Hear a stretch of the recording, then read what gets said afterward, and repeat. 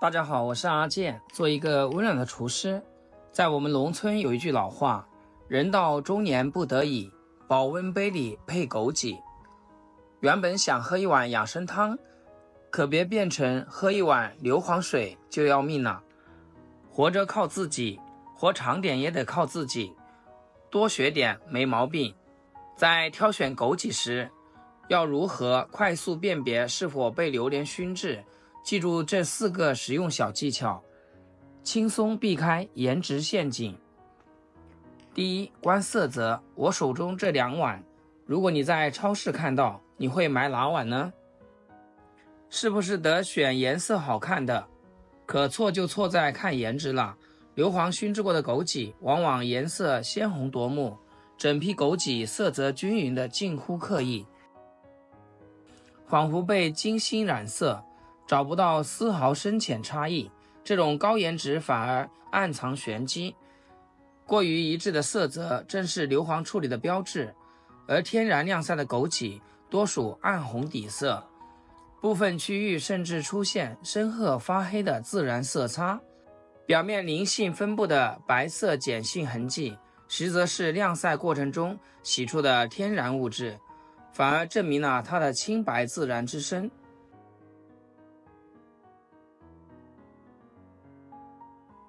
闻气味，远离刺鼻异味。抓一小把枸杞捧在手心，凑近鼻子轻轻闻一闻。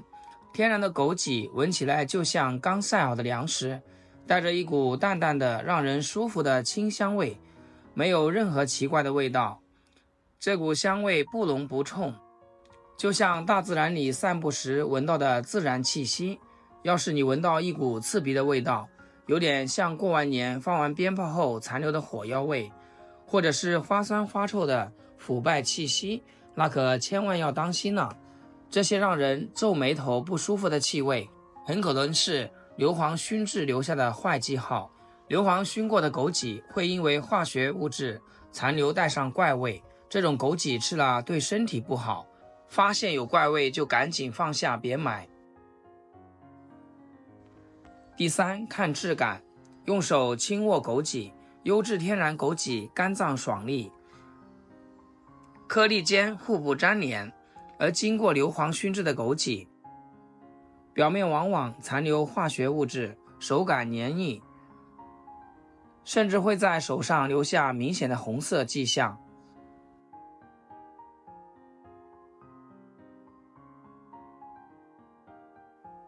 第四，泡一泡。最直观的鉴别方法莫过于泡水实验。取2杯容器，分别投入枸杞，然后加入50度以上的温水，静止1分钟便可见分晓。天然枸杞中的花青素、胡萝卜素等天然色素会缓慢释放，使水逐渐染成淡黄、橙红的柔和色调。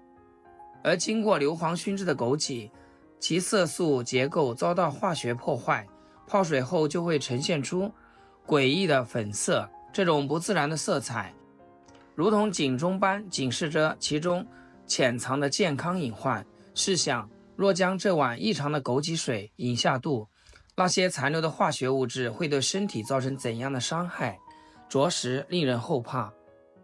值得注意的是，许多人存在认知误区，总认为泡水掉色的枸杞是经过染色处理，但事实恰恰相反。越是坚贞于本色，泡水后颜色变化甚微的枸杞，越有可能是被硫磺熏制过的。这些看似完美的枸杞，实则暗藏危害。选购时一定要擦亮双眼。再来总结挑选口诀：色暗红，味清淡，不结团，泡出橙黄橙红汤。掌握这些技巧，轻轻松松就能挑选到健康安全的好枸杞。今天买了这么多的枸杞，接下来就用枸杞教大家做一道养生汤。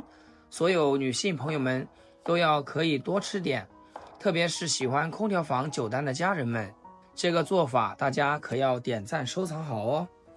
先来准备一块带皮生姜，把它切成薄薄的厚片。切生姜别急着去皮，生姜皮可是个好东西。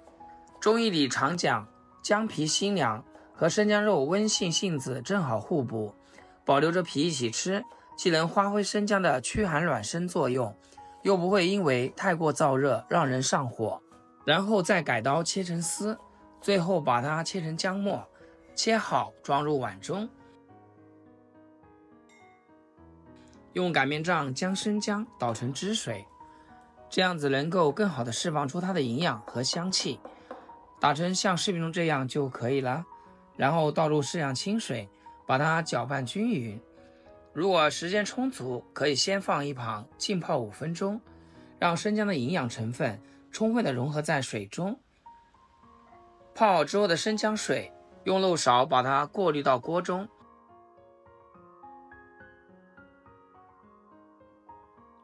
盖上盖子，大火把它烧开。接下来在小碗中打入一颗正宗的母鸡蛋，用筷子将它搅散，充分搅散之后放一边备用。这会儿锅里的姜汤也煮好了，再掀开盖子就能闻到一股浓郁的姜香，带着点微微的辛辣气。这时候把枸杞加进去，小小的红果一入热汤就开始慢慢舒展。盖上盖子再煮1分钟，让枸杞的清甜和生姜辛香好好融合在一起。煮好之后的生姜枸杞水先不要着急喝，把火关掉，趁着汤还在咕嘟冒泡，把打散的鸡蛋液沿着锅边缓缓倒进去。蛋液接触热汤的瞬间会化起细密的小泡，这时赶紧盖上盖子焖着，不用搅动，让蛋液在余温里慢慢凝固。等个1分钟，掀开锅盖，用勺子轻轻搅匀，金黄的蛋花裹着姜香和枸杞的甜，汤色清亮又带着点琥珀色，看着就格外有食欲。稍微放凉到不烫嘴的温度，舀一碗送进嘴里，整个身子都跟着暖了起来。关键是做法简单，早上起来花上10分钟就能做好，当成早餐再合适不过。每天喝上一碗，暖了胃也提了神，尤其是秋冬时节，或是赶上变天的时候，喝完整个人都觉得通透舒服。坚持一阵子，你会发现身体悄悄有了变化，手脚不那么凉了，早上起来也不那么犯困了。如果你也喜欢，那么记得点赞收藏。好啦，今天视频就挑选这里。好啦，今天视频就分享到这里，咱们下期视频见。视频最后祝大家天天开心，8颗牙齿晒太阳。